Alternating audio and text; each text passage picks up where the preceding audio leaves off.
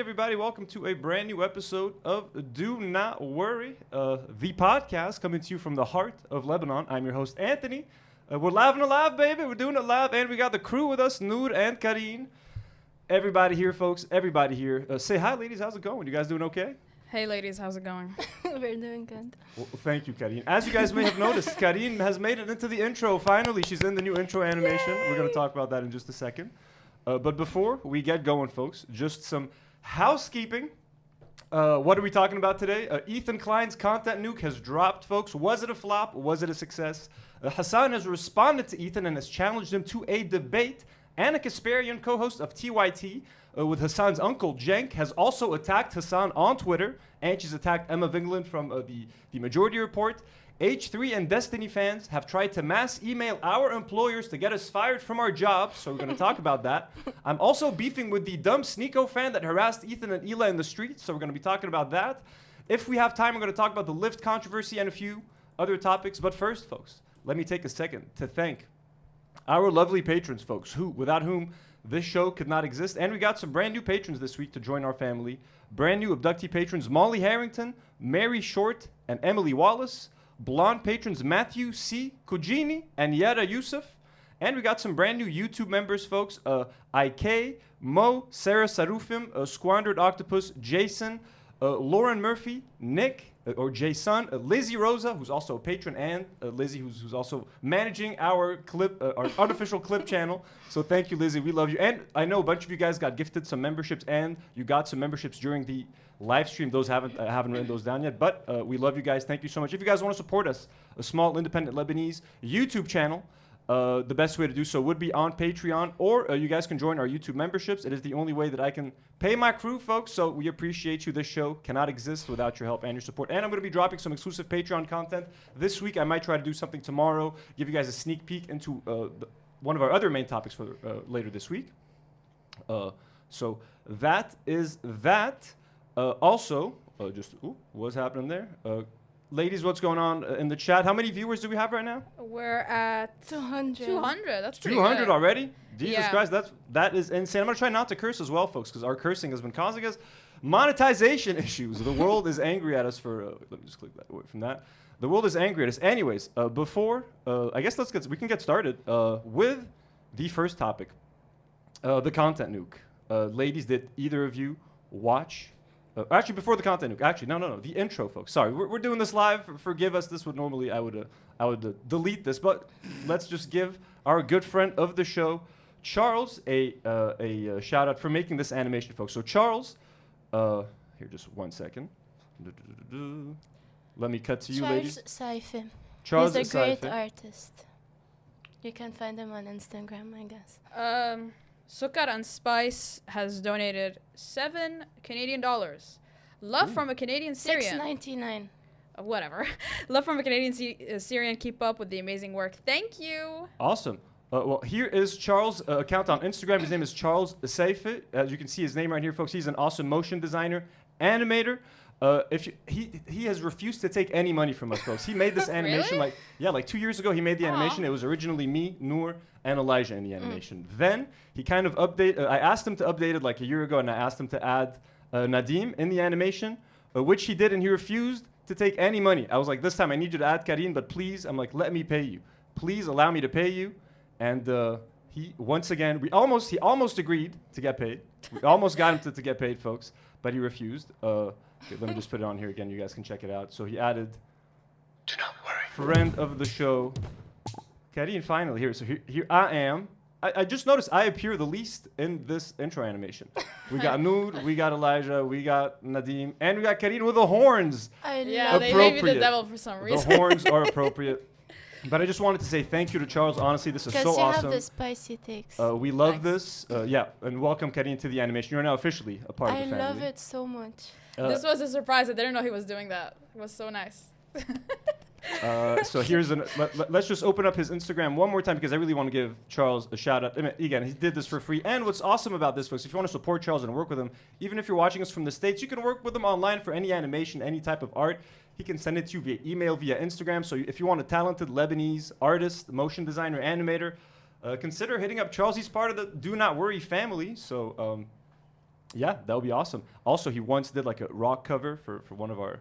Here, let me show you guys real quick. He is also a musician. He's a musician. Yeah, he's like a rock star, rock artist. What am I saying? Rock artist. Why do I sound like such an old person? But here he is. So I did a documentary inspired by iDubbbz a few years ago, and he did like a cover. Check this out. We can't play the whole thing just because of copyright of the music. Here's our boy Charles.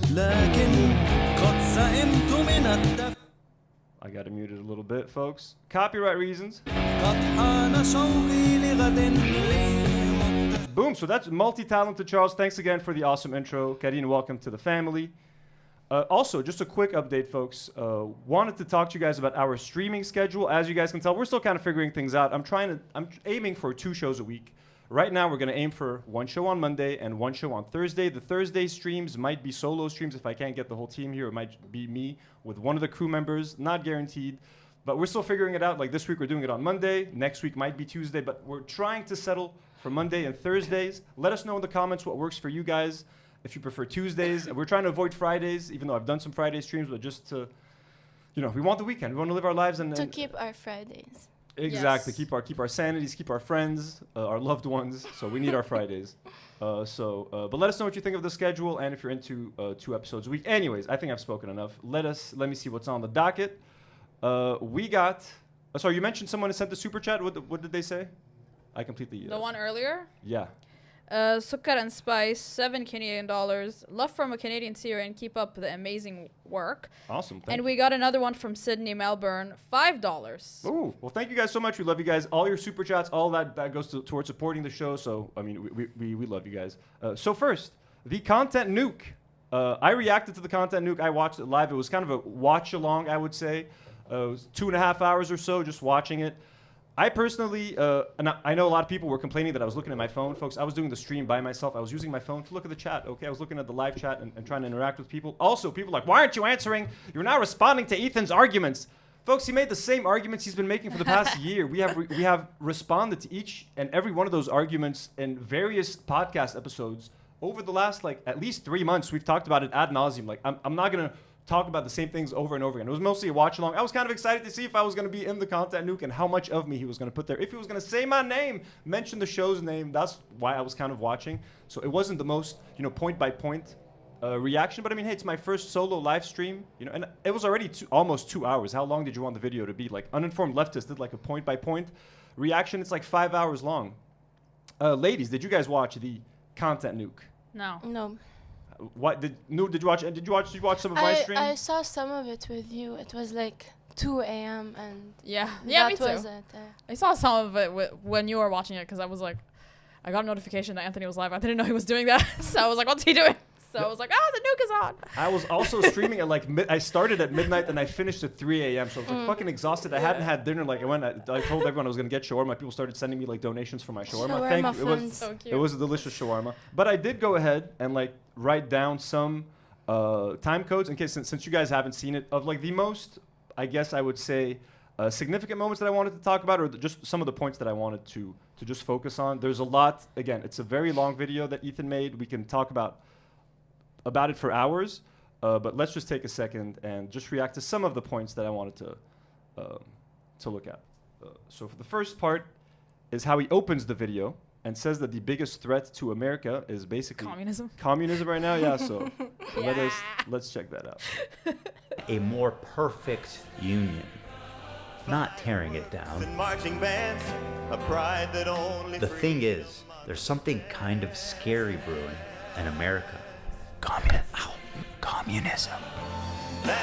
So in a country where you literally have Elon Musk standing on stage and doing a Sig Heil, doing a fucking Hitler salute, where you have Donald Trump sending immigrants back to their countries by the boatloads, and fascism is on the rise, for Ethan to make a video and the first thing he says that the biggest threat to America currently is communism, and to attack a leftist commentator who is against Donald Trump, who stands against everything that Donald Trump stands for, I mean, that is kind of insane. You know what I mean? Is he conservative now? I mean, You would no, but that's the pivot that he's slowly but surely making, and it's soon enough he's gonna be selling bunker food on his show. He's gonna be on the Right Wing Grifter podcast Another with Steven Crowder. Another point that he made, he highlighted this Sneako fan who we're gonna talk about him. I've been beefing with this guy on Twitter for the past 2 days. Okay, this fucking dumbass.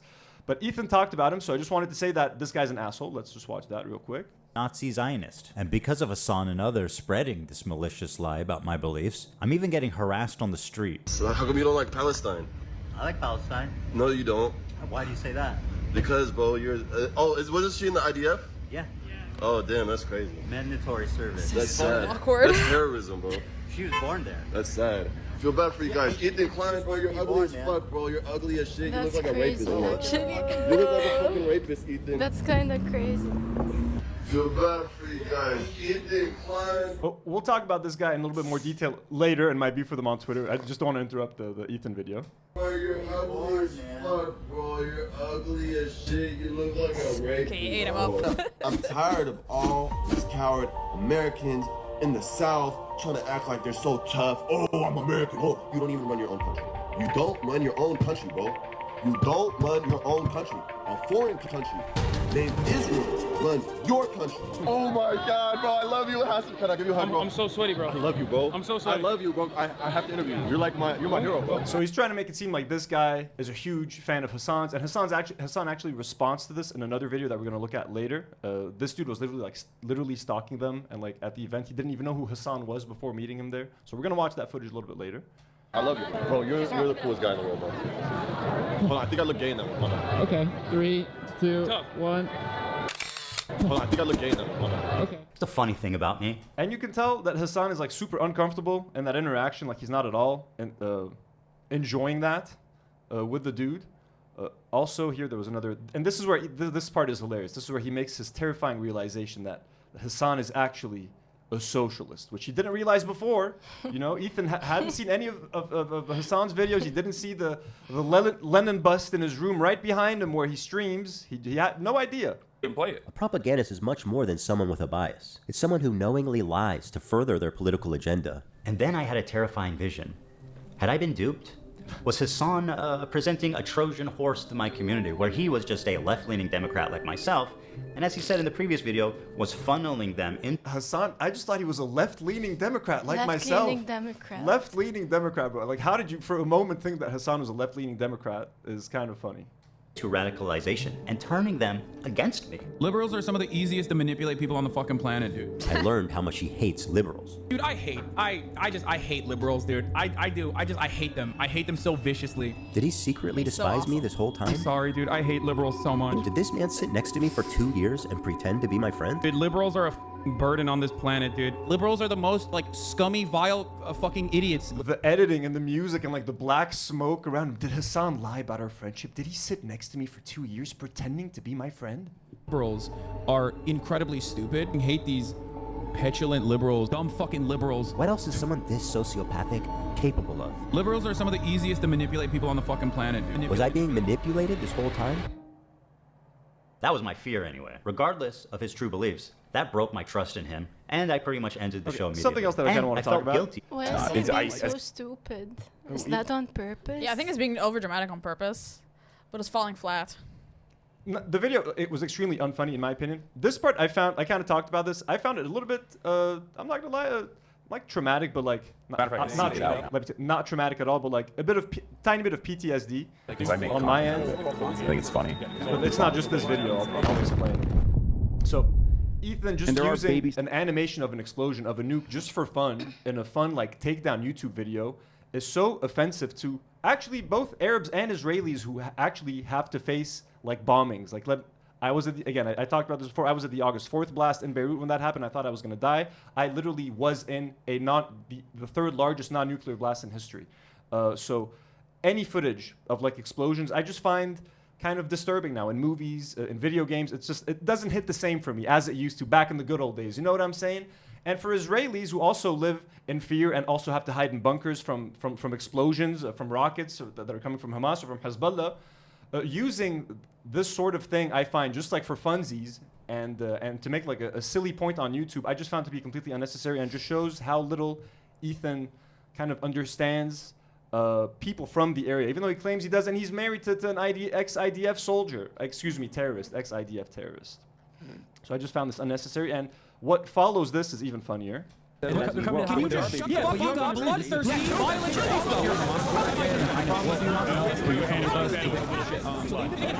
Doesn't matter if fucking rape happened.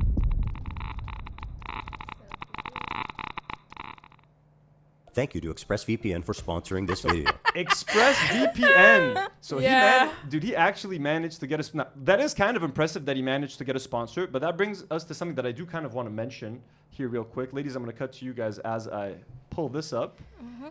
Content Nuke, brought to you by ExpressVPN. Yeah, that is the most absurd thing. Do they know? So someone brought up, and Ethan tried to make it seem like it's anti-Semitism, but I do think there is some merit to what I'm about to talk about. Sorry, I was lost in the chat. Oh, no, check it. Anything interesting in chat? I banned someone. You banned someone? Oh shit. Yeah. Hey, that's fair. One second. I kind of lost where I put it. Wissam Kamal was in the chat. Oh, Wissam Kamal. He says he's proud of how the show evolved. We love you, Wissam. We love you, Wissam. We love a big fan. One of the best Lebanese stand-up comedians, folks. Wissam Kamal. So one thing that I want to mention. So Ethan mentions. So I saw this basically. Ooh, tissue. Here you go. We are going to. Sorry, folks. So Ethan mentions. I'm just gonna highlight. This was from the H3 Snark. Shout out to H3 Snark, the greatest Snark community on Reddit, I would say, because they seriously are. And Mike from PA said that they're like the most level-headed Snark community. So someone mentioned that Ethan's content nuke about Hasan was sponsored by ExpressVPN. The video included a 1-minute paid advertisement. Here is an article detailing the ownership of ExpressVPN. The owner is an Israeli billionaire, Teddy Sagi. Now, Ethan is going to mentions in this Instagram story that I'm going to share with you that this is anti-Semitic. And while I agree, I hate it when people go like, but look, the CEO of Disney's a Jew, or like this person's Jewish. That means it's a conspiracy. I think that is anti-Semitic when people go to start pointing like who's Jewish and who's not and try to point it, make like some kind of conspiracy that like Jews control the world and all that. I think that shit is completely insane and disrespectful. And here, Ethan calls it out. He said, we do a little bit of anti-Semitism in the Hasan Piker subreddit. He's highlighting someone mentioning that ExpressVPN is owned by an Israeli billionaire. But what Ethan fails to mention, and why this is relevant, is that this Israeli billionaire is not just any billionaire. He actually has donated large sums of money to the IDF. So here is an article. Israeli billionaire. Israeli billionaire? Israeli businessman Teddy Sagi gifts NIS 1 million to fund taxis for soldiers. He also he salutes discharged IDF soldiers with scholarships and jobs. So, I mean, he has donated large sums of money to the IDF. IDF are the ones murdering Palestinians, genociding them by the tens of thousands, potentially hundreds of thousands. They've murdered thousands of Lebanese people. We don't need to speak about their crimes. So it's just insane. And if any of you, by the way, Lebanese people, if you're using ExpressVPN, time to fucking boycott that shit. No ExpressVPN, use Surfshark, use any other VPN. But it's so messed up. And I do think Ethan says like, oh, do you think like the only reason they joined our video was because they're Jewish? No, but I mean, I'm pretty sure Tom Ward was telling them that this video is going to attack like anti-Israeli content creators or like anti-Semitic content creators, and that may have swayed, because who wants to touch this video? What kind of sponsor wants to be associated with this kind of video? I'm not sure, but I do think that it's not anti-Semitic to point it out because the guy has donated such large sums of money to the IDF. Minute 28, he suggests that Frogan is getting money from Qatar, which is hilarious. You think Qatar likes women? Oh, sorry, did a phrase here? Anti-Americanism like nobody else. In fact, you guys got him on the front page, and he's doing terrorism for free. Basically, gentlemen and gentleladies, Frogan, you look good today, girl. Babe? Girl, you look good. Great job on that Arab tier list. That was good. How much we get for that? Stop it. Yo, you got 10 million from Qatar for that. That's what I'm talking about.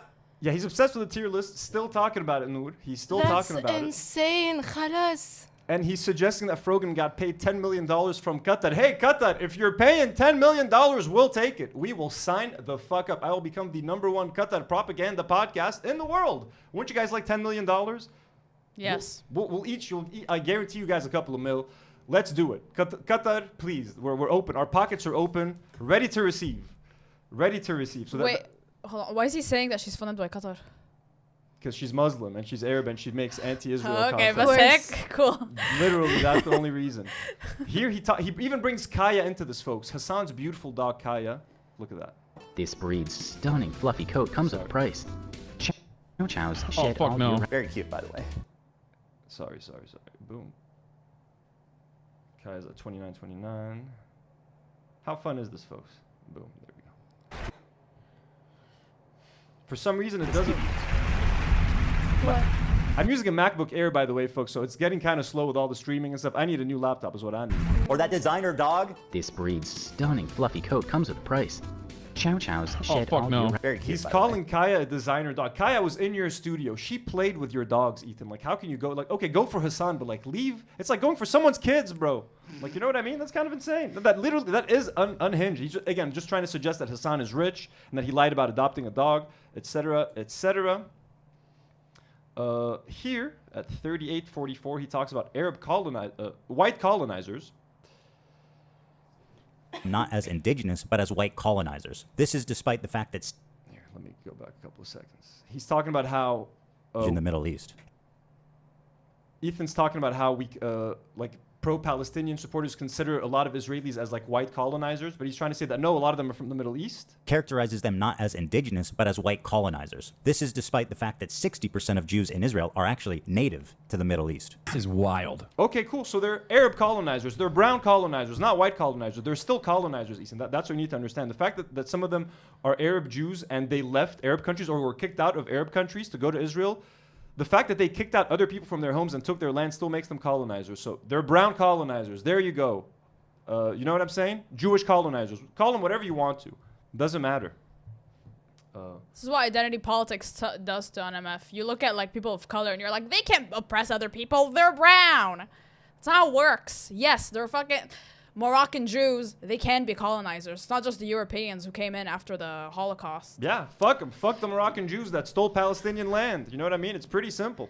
Year, prisoners to a terrorist organization. But don't worry, guys. Hasan says they have no problem with them. They're like, all right. So here he's talking about the Houthis that hijacked a couple of ships. He's saying that they're still but you're taking coming with hostage. us. We're taking over the ship. And once again, the crew is still MIA for over a year. Prisoners to a terrorist organization. But don't worry, guys. Hasan says they have no problem with them. They're like, all right. So he says the crew is still MIA, still missing after a year. Well, that's not true. Here is a CNN article that says Yemen's Houthis free crew of the Red Sea cargo ship after 14 months in captivity. You know when they freed them? After the ceasefire. You know what was the condition of doing all of this and kidnapping ships?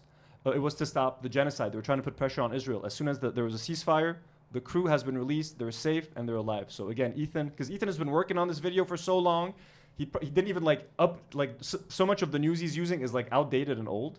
So just a fun fact to keep in mind. Mind you, the Houthis are like one of the only groups who was doing anything for Palestine in the entire region. And it's like the minute someone does something, then we're like, oh, they're a terrorist organization. They're... What do you think resistance is? Sitting and putting up posters and posting on social media? Is that what you think resistance is? Grow up. Stop. Please Grow stop. up. Please. You have to pick up a gun sometimes to resist, Ethan. You know what I'm saying? Like that. Unfortunately, that's what people have to do against a violent, genocidal force. Here he's talking about Tim Houthi Chalamet, again saying that he's a Houthi, even though Hasan did think he was a Houthi before he got him in the interview. But eventually they found that he's just a fucking random teenager in Yemen, bro. Okay, so. Come to our sweet, beautiful, cute little TikTok twink. This hairless young man You don't know what a is the twink fantasy of every tween and twix and all the boys and girls on TikTok. He's cute. He's got a mustache. He's a freedom fighter. Beautiful eyes. They call him Tim Houthi Chalamet because he's a Houthi. Bro, are we about to have a Houthi rebel on stream? Yes, brother. What do you mean? Excuse me? Of course I'm about to have a... I'm a journalist, okay? This is journalism. It's so weird. It's so weird. Motherfuckers want journalism, and when I'm trying to do journalism, they go, why are you doing that? Bro, you are going to get banned? I think it would be ridiculous to do that. Hasan now has the opportunity to express his journalistic chops, to get his boots on the ground and show us just how good of a reporter he can be. I'm doing journalism, chat. Does he know what One Piece is? He's been watching it since he was a kid. No way! Yeah. That's sick. Yes. Yes. We love you too, man. Big time. Yeah. I love you. I love you so much. We're big fans of the Yemeni music videos. You can tell them that. I want to ask him about the knife. The knives are sick. What's up with the knives? You know, the curved knives. So Ethan can't understand why would anyone speak to a kid like that and offer him any sort of sympathy or empathy or like even give him a platform to talk. Or why is Hasan speaking to this guy like he's a human? He's a fucking dirty Houthi terrorist, isn't he? If one of those knives comes out in front of you, it's not going back until it has blood on it. Oh, okay. My bad. Well, I mean, I think it's cool though. That's so crazy. So they're just chilling with the captains? Like, I don't understand. The crews on these ships, and they like...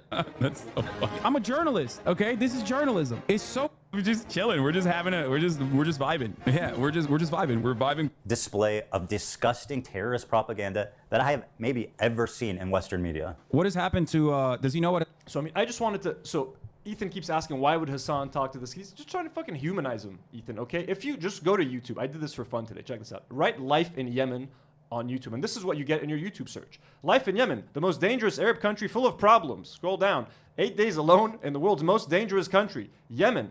Day 1 as a tourist in Yemen during the Civil War. Being female in Yemen.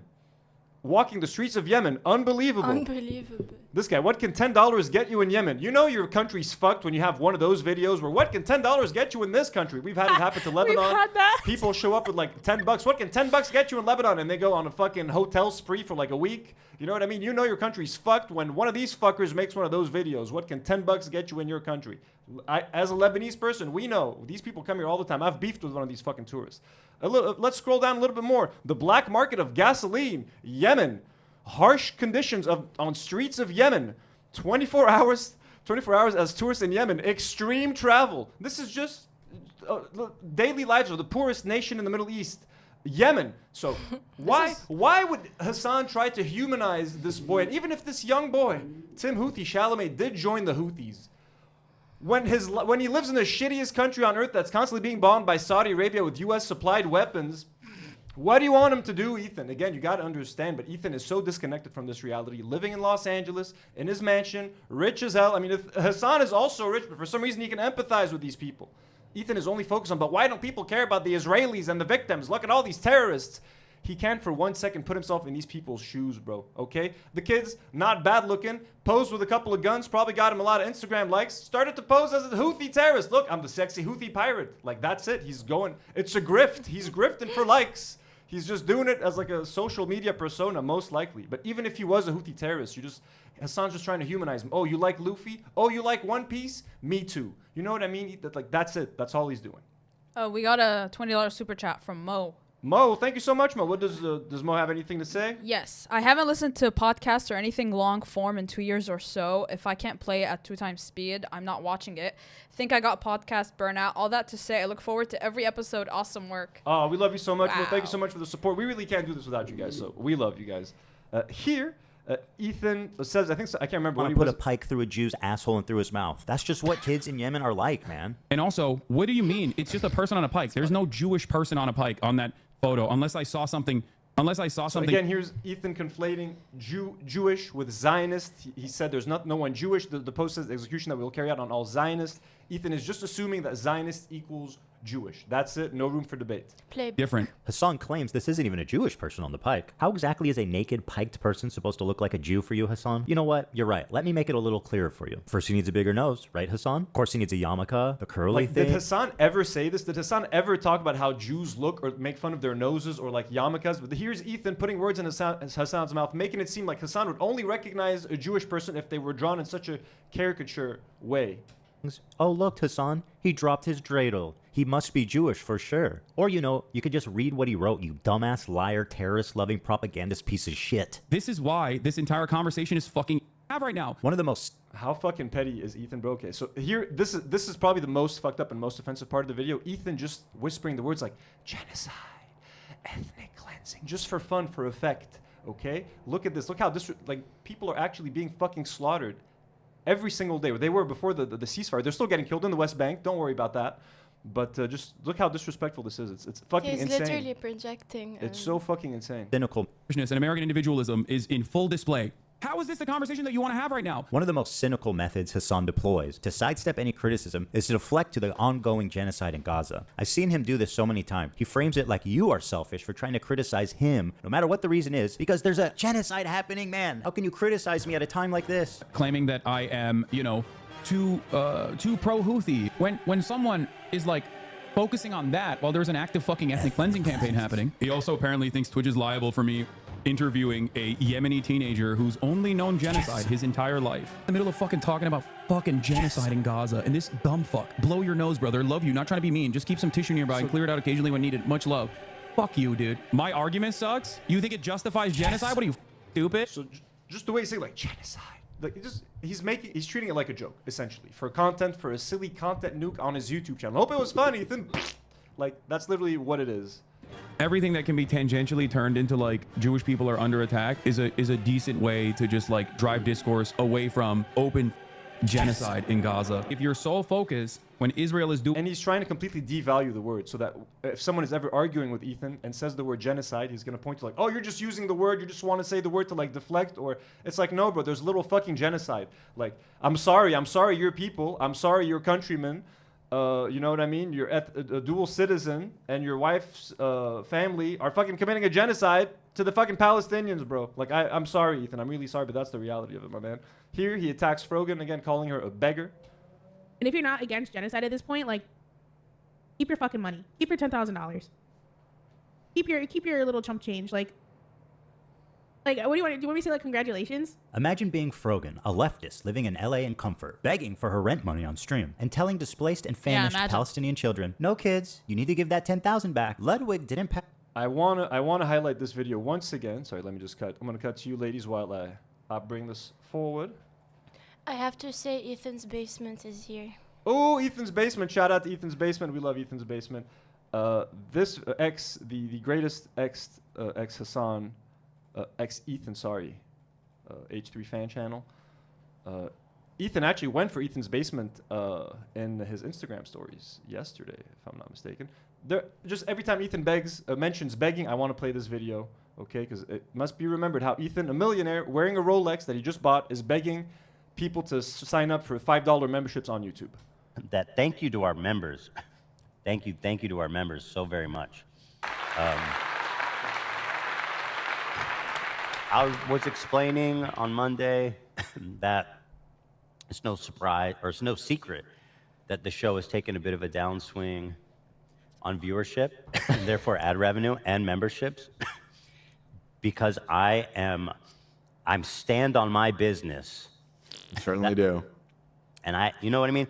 And it wasn't not an unexpected thing to happen. I expected it as a result of my decisions to distance myself from Hasan and his, in my opinion, more radical community than I'm comfortable. Oh my God, the coughing. And I want to say that thank you to everyone who continues to support us with the memberships. And if you are in a position to support us, what?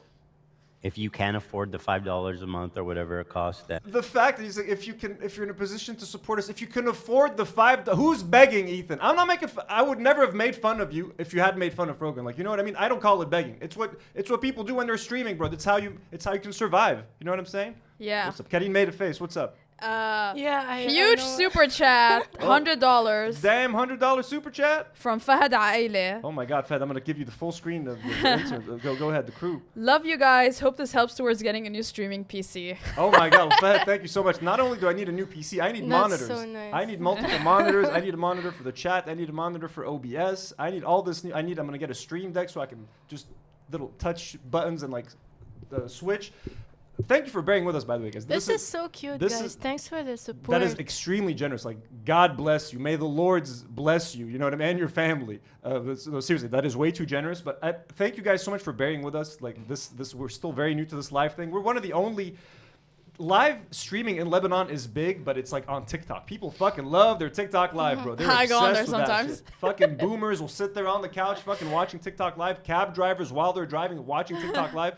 But no one watches Twitch and no one does YouTube live. We're probably one of the we're probably the only Lebanese podcast that's doing live streaming right now. I think it's safe to say we're the only Lebanese podcast doing live streaming. That's cool as fuck. So thank you so much for like bearing with us. Like we're experimenting here. I'm trying to see like we're doing new things. Okay, our show was already very unique in Lebanon, the way we tackled things. We were not very inspired by H3 because I was such a big H3 fan. So I wanted to do that. But now we're getting closer to H3 in that we're doing it live, baby. We're doing it live. I love interacting with you guys.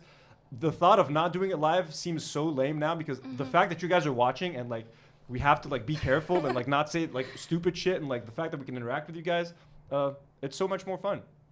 Anyways, let's watch it. Ethan beg a little bit more. Let's make fun of him, making fun of Frogan.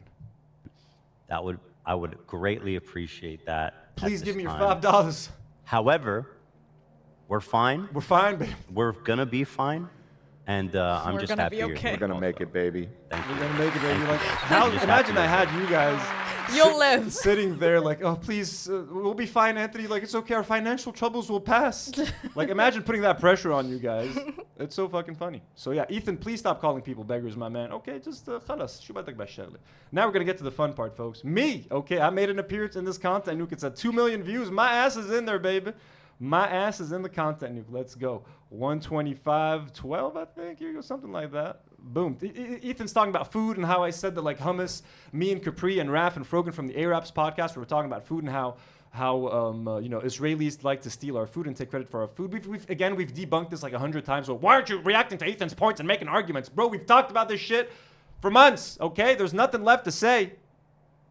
Really means a Jew that was born in Israel. It also plays up an anti-Semitic trope that denies Jewish identity in the Middle East. There's this idea that Israelis are all white colonizers who are stealing the culture and identity of Arabs to make it seem like they belong there. Watch Frogan and her co-hosts accuse Israelis of culturally appropriating Arab culture. The one thing that's like funny is that there's two types of like genocide, right? There's like genocide of real people, and then there's like cultural genocide, right? Like this is fucking funny. Like, those motherfuckers trying to take hummus and say it's Israeli is the most insane thing to me. Dude, the fact that they have the audacity to create sabra and make that like the staple hummus of America, insane. It's super offensive to us. And like that's actual like cultural appropriation.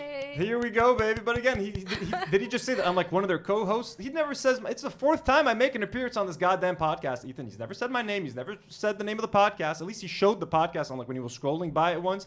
But like, come on, man, put some damn respect on my name, Ethan. We are the Lebanese H3H3.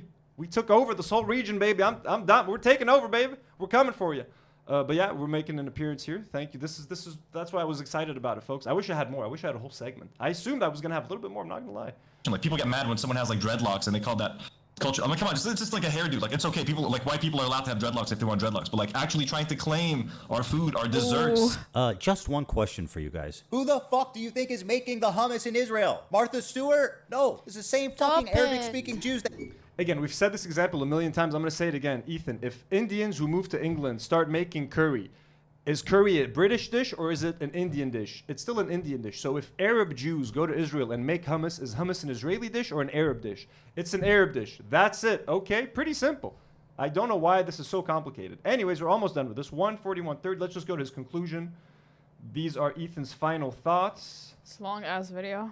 I mean, you guys got the Cliff Notes version, babe. You guys didn't get to see anything. Underscores a disturbing trend among leftists on Twitch. The problem is, if you can believe it, these people are frequently making death threats and facing zero consequence. I know it sounds far-fetched, but I assure you it's very real. Listen, I'll up the number, okay? 30K to anyone who'll make this dipshit disappear. Bro, that Destiny guy needs to get and have an opportunity for streamer's head. This man should not be getting a 3-day suspension. He should be getting a knock on his door from the FBI. I made this video for two reasons. First, to stop Hasan infiltrating mainstream media. Hasan has been welcomed by many mainstream outlets. They view him as a friendly social democrat, as someone who's just trying to spread progressive politics online to an important demographic. But we know that's not true. He is not their friend or their ally. If you ever see Hasan rubbing shoulders with anyone from mainstream media, let them know politely, with all the civility in the world, what kind of person he is when he thinks mainstream media isn't watching. Help them understand that his name should be a... Please tell on Hasan. Please tell them, please don't work with Hasan. He's actually a very dangerous leftist communist who supports terrorists. Associated with people like Nick Fuentes and Alex Jones, other fringe, radical, political commentators. Number 2, Twitch must be held accountable. Twitch has proven that it will not change by choice, and so it is our moral... Classic, going for people's sponsors. threatening people. If it's like, you know, in prison, like you don't snitch. There's like always rules. And when it comes to YouTube beef, you don't go after people's sponsors. Now we had to break that rule today, and we went for ExpressVPN. Well, because Ethan's going for everyone else's sponsors, and they're all Zionists. But you know. Imperative to enact that change through any reasonable means that we can. Samsung, Chevron, and Capcom. Twitch has given them a lasting association with a racial tier list with Arabs at the top Ethan. and Jews at the bottom. These brands have every right to know. No and one they should. gaff. We all Nobody. recall YouTube's adpocalypse. It happened when ads These brands have a right to know, so start sending them emails. were running Please over protect ISIS the brands. Please. Will anyone think of the brands? Will no one think of the billionaires? Oh, these poor corporations. Domino's Pizza. What about Domino's? videos, and it caused a brand exodus. The same thing is happening now on Twitch, but instead of ISIS, it's the Houthis, Hamas, and Hezbollah. Dan Clancy's refusal to moderate extremists is the only reason for any of this. He is the sole person to blame. He had so many opportunities to stop this. Ultimately, after dedicating months of my life to creating this video, I am left with one overwhelming conclusion. Fuck this dude. And fuck you too, Ethan. Fuck you too. So that is Ethan's content. Nuke, I mean, we're hopefully not gonna have to go over that thing a second time. We've already had to, you know, we've done it. I've done it twice. Oops. Enough. I'm just going to, there's another video that I need to set up real quick. I'm so done, honestly. Anything in the comments that we want to highlight? What are the people, what are the good folks in the comments saying? Someone was accusing us of only reading super chats. Well, that's Eve. His name was Eve. Eve, we don't only read super chats, my man. But we have to answer the super chats, and they can't keep interrupting me every 2 seconds. You know what I mean? So also, that has to be taken into consideration, my man. Whatever suits his argument. Yeah, I wonder. I will say Ethan needs real problems. كتير فاضي بالك. Your life is very empty, brother. You need real problems. He's got 3 kids that he should be taking care of. He has kids? He has 3 kids. You didn't know he had 3 kids? I didn't know he had 3 kids. He has 3 kids. My condolences. So yeah, that's pretty funny. Okay, let me just decide what to do next. So we did the nuke. You guys want to see Hasan's response to the nuke? How Take long a little is break. It's not very long. I mean, it could be very long, but I'm just going to show you guys some select videos. So Hasan, folks, finally has taken the gloves off. These are pretty fucking epic moments. Get ready, grab your popcorn. People want to know if you got a shawarma after the stream. I did. I got a delicious beef shawarma. No Nice. pickles, like I promised. It was very tasty. I ate it at 3 a.m. You don't like pickles with shawarma? No, I don't like Yeah, pickles with people anything. were offended. Oh. I mean, I'm sorry, guys. I'm not a fan of pickles. What can I say? Anyways, forget about me and the pickles, and let's focus on Hasan challenging Ethan to a debate after this bullshit of a video that we just sat through again. Let's go. It's pretty epic. You got my fucking phone number. We can have a conversation on your stream. We can have a conversation on my stream. Last time, I had the fucking baby gloves on, and you cried like a bitch after doing Teddy Fresh ads in the midst of our genocide coverage. Okay? That's right. And I'm not talking about the Leftovers episode where he actually cried. That was a beautiful moment. And I was actually very wrong for thinking that actually meant something. It turned out it didn't mean shit for you at all. Okay? Because selfishly, you spent the next year constantly fucking ripping into, suspiciously, a lot of, not myself, but other people of color. I'm not calling myself a person of color. I know it's going to get clipped out of context here as well, and then you're going to be like, meh, meh, meh, meh, whatever. No, just noticing that you have just been going after a lot of people of color, Arabs, Muslims in general, just constantly fucking talking about how scary they are, you know? Why are they so scary? I don't know, because maybe you're an Islamophobic moron who fucking retweets or basically tweets out Ben Shapiro quotes about Hamas. Maybe that's the reason why people think you're... It's just nice to see. He's really been super nice to Ethan over this past fucking year. Ethan obsessively sharing stories every single day on Instagram, talking about him on every single episode of the podcast. Jab here, jab there, making fun of his voice, making fun of his mods, making fun of his friends, going after Ludwig, going after Cutie Cinderella, going after everybody. And I think Hasan finally feels like, you know what? Fuck this motherfucker. He just made a fucking 2-hour video about me while I'm in Japan trying to have a good time. So I love that he just doesn't give a fuck anymore, and I love this version of Hasan, and I want more of this. Ethan does not deserve Hasan's sympathy or him being nice to him anymore. Fucking super pro-Israel, okay? Maybe that's why. No fucking accountability, okay? No accountability whatsoever.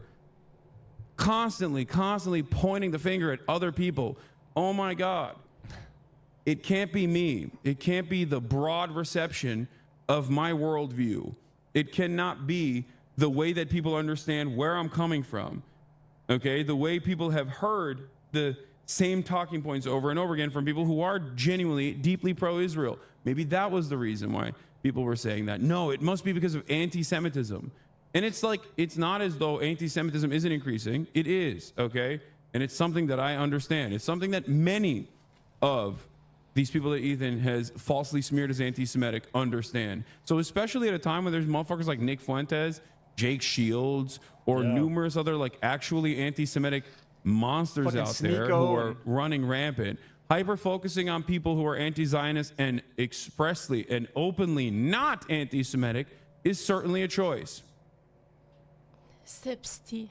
And I also love it. It is. And what I also love is that like Hasan has really stayed out of this for so long that like he's left other people like us to have to like defend him when he doesn't need any of us to fucking defend him. Like Hasan can fucking do it himself.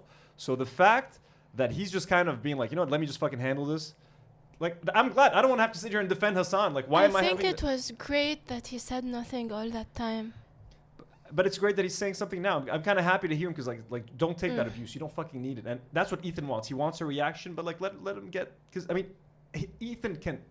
Ethan versus Hasan debate is going to end horribly for Ethan. Ethan doesn't know shit about politics. Everything he finds, he knows is from Reddit and Twitter and Destiny's subreddit. So like he can't hold the candle to Hasan. So that's what's going to be fun. And if you thought the content nuke was the Super Bowl, baby, we got something else to look forward to because that Ethan versus Hasan debate is going to be the most fun. We're going to fucking do a watch along. You bet your asses. I'm going to be grilling fucking chicken wings. We're going to have literally we're going to have fucking nachos and guacamole. We're going to do a whole event out of that thing. A watch party. A watch party? I think he needs to stop being nice and start being an asshole back. Yeah. Enough being polite. Stop being polite. It's over. It's over. Here we have another video. Let's see what he talks about here. Person who definitely understands things. Very smart. Very intelligent. Definitely not a fucking hack-ass, failed-ass, dumbass fucking comedian. Comedian, in air quotes. Still doing fucking 2014 memes on the timeline. Well, I'm not on the timeline anymore. I'm actually too scared to be on the timeline, so I just fucking constantly whine about it from behind my Instagram stories, even though I'm a fucking 50-year-old dude with like 3 children, and I spend most of my time online just fucking crying. Most of it. Anyway, if I was one of those things, then obviously that would be really scary. You know, I'd be really scared of the rising tide of socialism and communism in the United States of America. Ooh, terror. Big terror is what I would say. So that's why I'm looking like Tim Pool today, who surprisingly and completely unrelated to what I was saying. Oh my God, it's fucking 5 a.m. out here, dude. I'm literally... Bro, I know. I was streaming at 3 a.m. That shit was killing me, man. I'm just like Hasan. You see, guys? Oh my God. So much in common. One more video. We want Hasan angry for 30 minutes straight. Well, I have a whole hour of this video. We can watch. We can sit through the whole hour if you guys want. Love him just going after Ethan. But I mean, I don't know if you guys will want to watch that whole thing. Here's one more quick clip of Hasan. There's only so much I could take. God damn it! What the hell? This guy literally had a disagreement with me over Israel. Ended the podcast. I was so fucking gracious to him. Far more gracious than he goddamn deserves. Like, literally ends the podcast because he can't fucking cut it. Like, he's like, oh, I don't want to talk about politics anymore because people are hurting my feelings when I talk about Israel, and because it kind of comes across like I'm defending Israel, okay? And then everybody goes, oh, you're defending Israel. It's like his whole shtick for the past year has been saying liberal Zionist talking points and then getting mad at everyone when they go, are you a Zionist? And he's like, whoa, this is anti-Semitism. It's like, shut the fuck up, dude. What kind of fucking moronic attitude is this? Just don't talk about politics. Just go back to fucking talking about like gooning or Justin Baldoni or whatever fucking new thing is happening online. You're clearly not intellectually equipped enough, and you got fucking deluded by a sex cult, okay? Like, Destiny was able to fucking brainwash you over the course of a year. I'm sorry. You got a child's brain. Go enjoy childish things. The fuck is wrong with you? Why do you have to like literally do politics? Your fucking fan base hates it. You're clearly all the people in your vicinity hate it, and you're still like, nah, I'm the #1 guy. I'm the #1 politics guy. Okay, dude, there's plenty of fucking dumbasses. Go ahead, have a right wing, you know, do your little right wing tilt, I guess, and then maybe you can find admiration again. But it's probably not gonna happen. Well, that's what has Carve been out for happening yourself. in terms of the right-wing tilt that Ethan's been doing slowly but surely. I mean, again, pointing to communism instead of fascism and what actually is happening. Now, Hasan does have like a whole hour that we can watch, but we're not going to watch the whole thing. What we are going to do, though, I'm going to cut to you guys for a quick... Actually, I'm going to split screen. You can see He ended his sorry ass. That was very fun to watch. That was, It's like, literally everything we want to say to him. He's saying it. Thank you. So there's a whole hour. Now, here's Hasan talking about that Sneako Fan that we're going to talk about in just a second, but he's going to explain how the Sneako Fan like walked up to him and stuff, and like how he's not actually like a fan. So this kind of explains everything. It's ridiculous. He featured a Sneako Fan anti-Semite stalking E and blamed it on you. Wasn't she in the IDF? Yeah. Oh, damn, that's crazy. Mandatory service. That's She's born sad. there. That's terrorism, bro. She was born there. That's sad. This Feel bad again? for you guys. Ethan Klein, bro, you're ugly. Bro, you're ugly. You look like a... Can I give you a hug, bro? I'm so sweaty, bro. I love you, bro. I'm so sweaty. I love you, bro. I have to interview you. You're my hero, bro. I love you. Bro, you're the coolest guy in the world, bro. Hold on, I think I look gay in that one. Hold on. Okay, 3, 2, 1. Just notice we have 923 people watching live. We're almost at 1,000 people. Holy Yeah, we shit, folks. have a lot of people That's watching. insane. Oh my God, folks. We had like 1,200 people watching the Nuke reaction. I had no idea so many of you would be watching right now. This is just a random Monday episode. Thank you for tuning in. We usually like average like 500 people. So just wanted to shout you guys out and say thank you so much. Much love. So you saw how the dude just like walked up to them, like no, you know what I mean? Like not a fan. Let me, I skipped a bit of that. Did you guys watch that? That's a funny thing about me. Yeah, that Did you guys weirdo notice? clout shark, dating coach, cryptocurrency guy that was annoying us at the goddamn Palestinian encampment at UCLA. Okay? I spent most of my time avoiding that dude when he tried to be on camera, when he found out how many people were watching. You're literally live right now? Yeah. Check this out. Yes. How many viewers? A couple. A few. You? Yeah. What, 30? So he found out that there's a bunch of people watching. Yeah, I would say more than 30. Yeah. Dude, guys, my YouTube channel is @dating&money. Please subscribe. @dating&money. I talk about Palestine on there. Yeah. Dating and money. I talk about Palestine on there. Ethan, on the other hand, I think had him So on. he's trying to grift like I talk about Palestine just to try to get like Hasan's audience to be interested in it, but like seriously, yeah. So the dude just like out of nowhere, not a true fan of Hasan's. Hasan wanted nothing to do with him, and here is. And again, I'm beefing with him, Ethan. So if me and this guy are supposedly in cahoots, and if Hasan is in cahoots with this guy, why is he beefing with all of us on Twitter right now? Here's another little segment about this dude. أتروفين يزيد احتقان القلب 6 مرات أسرع من الحبوب ليساعدك على Shut up, تنفس Atrovin.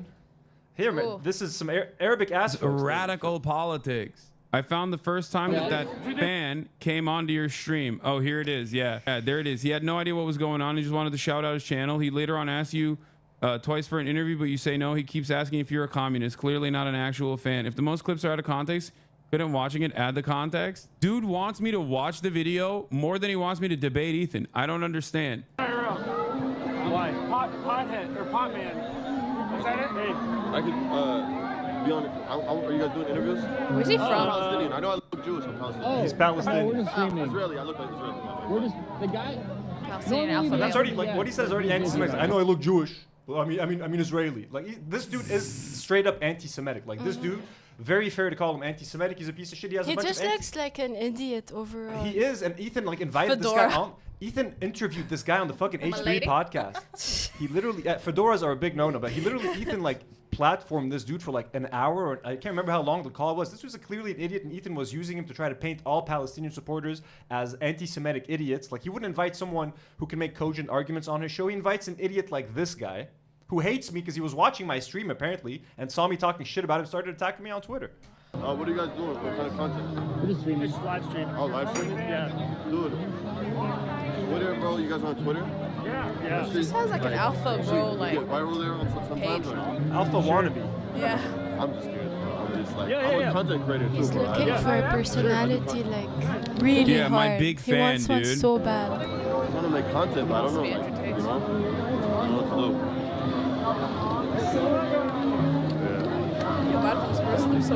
Doesn't seem like this guy's a big knobby head, even though he was presented as such. Weirdly enough, okay. Yeah. So that guy. So let's go through my beef with this dude because it's pretty fucking funny. Ladies, it's over to you while I deal with this right here.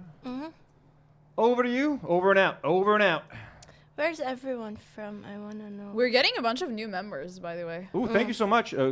Give him some shout outs. Give him some call outs. Alexander the OK. Welcome to the Do Not Warriors. Hell yeah, baby. Welcome, Alexander. I'm going to try to do some I'm just trying to figure because I want to do Patreon live streams, but I want to see if there's a way to combine Patreon live streams with members. I don't think so, bro. YouTube's making this so complicated.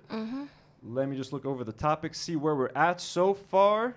So Hasan responds. Okay, let's talk about dating and money. So here's the dude. We talked about him. His name is Dating and Money. So I opened up his... Hatit Ismo? Does he have his name? No, I don't know what his actual name is. But again, you saw the video of him. Should we watch the video of him harassing Ethan and Ela? No, we watched it twice. We just watched it already, yeah. So no need to see that again. But let's see some of. Let's watch our. Basically, I'm gonna go through our Twitter beef together. Okay, I have all the photos here organized. This is kind of ridiculous. So out of nowhere, let me maximize this. Boom. So I tweeted this out. I'm like, Ethan has shown me in his videos like 3 to 4 times now, yet has never said my name or the name of my show because he's afraid. He's scared I'm a poach his audience because I'm not a Zionist POS. He responds and says, nah, he doesn't want, he want to show your, he says, nah, he doesn't want to show your ugly face. Ya ibn al-kalb, which means son of a dog. And then he says, ya khanzir, which means you pig.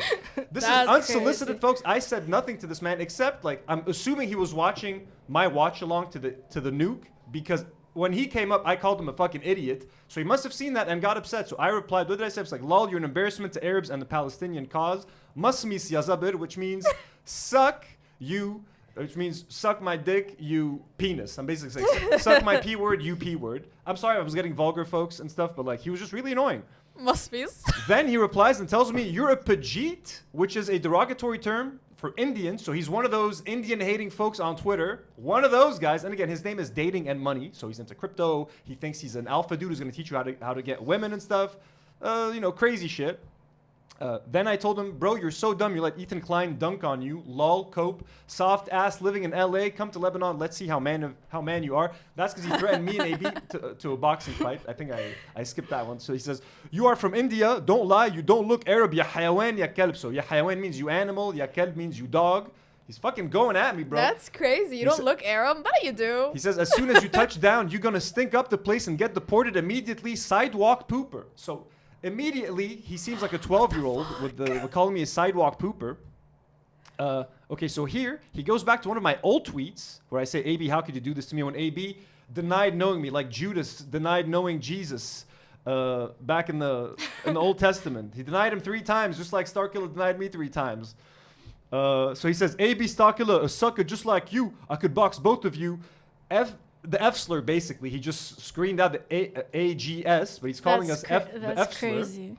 With one hand, so I can box both of you F words with one hand and sleep you both if we ever boxed in a boxing match. First of all, Dating and Money. I've been training for almost 2 years. I have the best coach in Lebanon, Coach Sherb al-Khouri, at Box Yard in Kastik, motherfucker, in the Zoo Musbih. I would beat your ass to the ground, boy. Even Starkiller, bro. I'm sorry, AB. He's not great at boxing. I've watched both creator clashes.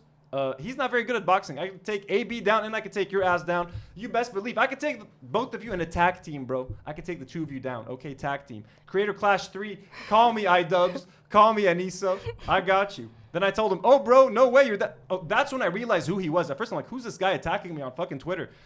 Then I literally clicked on his name and I saw his video. I'm like, oh, bro, no way. You're that dumbass who harassed Ethan in the street. Lol, that's too funny. You're a dumbass. I'd whoop your ass, boy. Again, sorry for the macho stuff. I don't really talk like that. Then I shared a story that I was like, bro, I'm supposed to visit the States in a few months. Am I going to die because another plane like crashed in Philadelphia? He's like, we finna deport your camel ass. What the hell? Bro, you're an immigrant. You're an Arab living in LA. Like, what are you talking about deporting me, bro? Like, what is wrong with you? Self-hating Arab. Then I think I called him ugly or something. He shares this photo and tags me. He says physiognomy.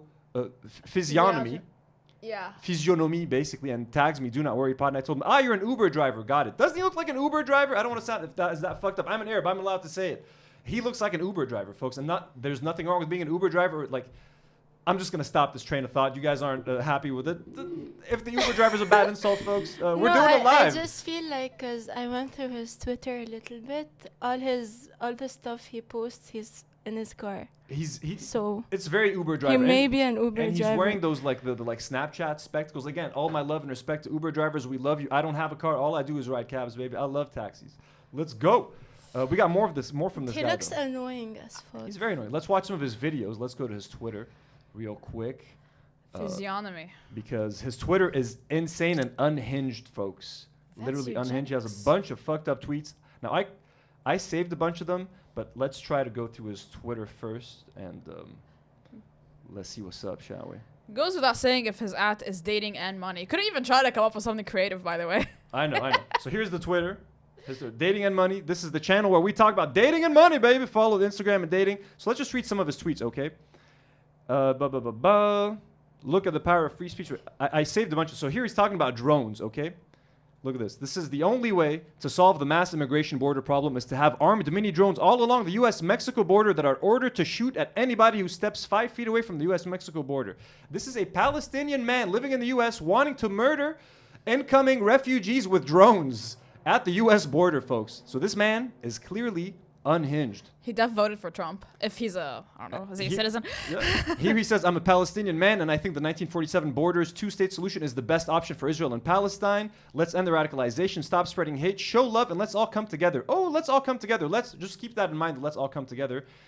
We need peace and love between Jews and Muslims. Ooh, that's great, because he's going to shit on them in just a second, folks. Here he's sharing this video from a fellow person on Twitter. Nothing is more annoying than a demonic, libtard, satanic, transgender, propaganda spreading, psych med poppin' future single mother. Buzzword. Please take the Palestine flag out of your profile respectfully. We don't need your help with your satanic Jewish propaganda. So he just said that he wants peace with the Jews and stuff, but he thinks that transgenders are part of the Jewish Zionist propaganda thing. The dude is like a fucking idiot. He's just trying to be a right-wing grifter. You're failing, brother. Here he talks about gay people. Look at this. This is his take on gay people. 46% of gay men have been sexually abused. I wouldn't be surprised if stats are much higher. To treat their gay behavior that they can act on like it's normal is weird to me. If you're a gay man and know that these stats are encouraging and promoting gay behavior, I think morally you are corrupt. Why would you promote a behavior based off statistic that seems to be a negative reaction to sexual abuse? So he thinks most gay people were sexually abused when they were younger, and that's why they are gay. What about the women? Here's his take on trans Let people. me know. They don't count because we like them being gay. Here he says, nothing is more embarrassing and awkward than running into a transgender in public and being forced to engage in conversation with them for any necessary reason. I immediately want to go off on them and tell them that they are only proving to the world that they most likely were sexually abused when they were younger, statistically, and explain to them how they are mentally ill and restarted and how distinguishing they look. But I choose to keep my peace and go on with my day, and I hope I can reach all these demonic psychopaths on X to be more efficient. Jesus Christ. So that is but a taste of dating and money, folks. Someone I'm beefing with currently. Let's watch him talk about this type of gel that is good for you, whatever. Feel like you got low testosterone levels? Low testosterone. Then you need some Himalayan Shilajit. We're gonna give this a try, guys. Isn't this music copyrighted? Let's. This resin, dude. Whoa. My testosterone levels are about to skyrocket, guys. Do you have low testosterone levels? Is that what you're saying, my man? Why'd you have low testosterone levels? You a bitch? You're not man enough? What are you smoking a joint? What is this? Did you just hit a blunt? Imagine. Great internet. On a tire. Am I still on my 4G? Literally what it tastes like. I always eat things that don't taste good because I care about my health. Okay. So at the end of the day, remember, folks, dating and money. This man will give you the dating advice to get those ladies, to get those men, whatever. Here what is he talking about here? He's talking about it's okay to be Uber driver on TikTok. Right? Major Uber driver. He was like a service driver, like a cab driver in Lebanon with like fucking with the wife beater. So he's talking about how it's okay to be bald, which hey, I agree. You know what I mean? It suits some people more than others. Unfortunately, I don't know about you, my man, but let's go. Oops, sorry. Yeah, for man, Heisenberg. It is okay to all the men out there, man, it is okay to be bald, bro. Look, I'm 26, about to turn 27 next month. What? Bro, you look 43. I thought he was 45. You look 44. I'm 34, He's bro. Elijah's age. He's Elijah. Oh my God, he's Elijah's age. He's You 2 guys, years old. you guys have seen Elijah. He looks like a little baby. This man looks like a 45-year-old man, and you're teaching people about dating and money, my man? I'm 34. How do I look like your child? How do I look like your son, bro? What? How does he have gray hair? Like the little hairs yeah, he has. my hairline is gone, bro. I'm actually Oh, come on. This is what being evil does. really just in love with being bald now, bro. You know what I'm saying? I don't care no more. It doesn't matter. It doesn't matter, bro. It doesn't matter. Stop being a sucker and rock your baldness, bro. Rock your baldness. Have some confidence. Boom. Just To all the men out there, man, Enough it of is you. okay. Enough of you. Let me cut to you guys real quick. Let me cut here. People were saying, imagine if he's not even Palestinian. Like, I wouldn't be surprised if he's not even Palestinian. Like, he could be some other flavor of Arab. If he is, then they don't want you, brother. Oh, we don't want it. We definitely don't want it. We don't want you. Let me cut. Sorry. Boom, boom, boom. Here, you got another video. I would cancel my ride if he was my driver. Same. He talks a lot. People in LA will complain about, you know, a little help sign carved in the ground all day Okay, so long. They'll sorry. cry, Here's the cry. caption. LA is gay AF. They will cry all day about help being carved in the ground, but won't say anything about Moloch billboard in West Hollywood because they don't. Okay, he's talking about like someone like What billboard? Cry Moloch. about this little help sign carved in the ground created by a bunch of bums and tweakers, right? But there's an actual Moloch billboard on La Cienega in LA. And for those of you that don't know, Moloch is a child sacrificing god in ancient Israel. Okay, I don't know. If What he's are a you god, talking but about? he's a symbol of child I don't know what the fuck he's talking about here. We don't need to. But one more video. Let's do one more of our boy. platforms, you know. What's he talking about here? How Shout out many to Dana. likes Shout out is Dana he White. getting? Like 0. Like 0 likes literally here. He's Okay, got no makes traction. sense. He's got no smoke. He says, shout out to Dana White for pushing free speech. We need free speech in the NBA, NFL, and other sports. Let's see what our boy has to say. I want to say shout out Dana White for promoting free speech in the UFC, man. It's kind of sad that in 2025 we still don't have free speech. Anyways, keep But, hustling. I don't want to make you fun of know, him. He Dana also has a White is- YouTube channel. You guys want to check out his YouTube Dana channel? White thanks you. Dating and money.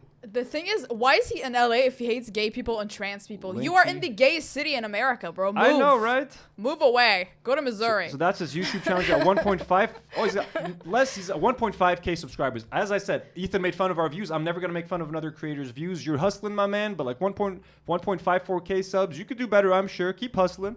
Videos.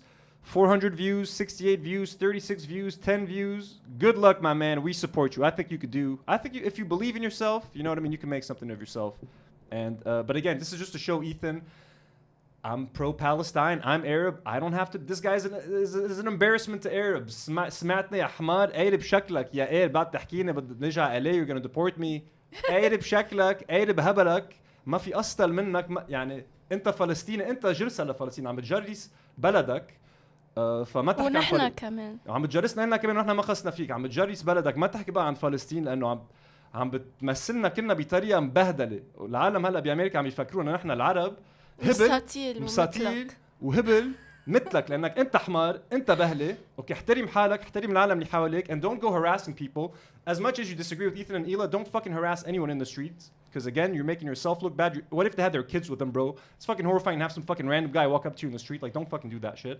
Ethan, we don't all agree with one another. Not all Arabs are the same. Not all pro-Palestinian supporters are the same. You're beefing with this fucking dumbass. I'm beefing with this fucking dumbass. He even called Hasan. Like, look at this. He's even beefing with Hasan now because Hasan called him out and like kind of like denied knowing him. He's obviously dying to make any kind of content. He just wants to put. He wants anything. He wants to be the next Andrew Tate attention. type thing. He called. Look, he's like this N-word, Hasan the Hun, a F-word. This is what he just said like 2 days ago. So this is Hasan's fan that you're talking about, Ethan. This is the Hasan fan that we're all beefing with on Twitter currently. Also, you're not getting any views because you have negative charisma, brother. Negative charisma. That's why no one wants to watch you. I'm sorry, bro. You gotta. You're an immigrant, my man. Okay, you should be welcoming of other people and other Arabs coming to the States. Like, don't be such a self-hating immigrant, man. It's kind of pathetic. You know what I'm saying? Also, I mean, we're a much bigger channel than you. Got 1,000 subs. This is a 23,000 sub channel, baby. What the fuck you doing? You aiming high, you punching up. I'm punching down, baby. And I would whoop your ass in boxing. Just remember that, okay? I'ma whoop that ass, boy. I'ma whoop that ass if I ever get the opportunity. Immigrants who are anti-immigrants are the funniest demographic in the U.S. ever. I'm obsessed with you guys.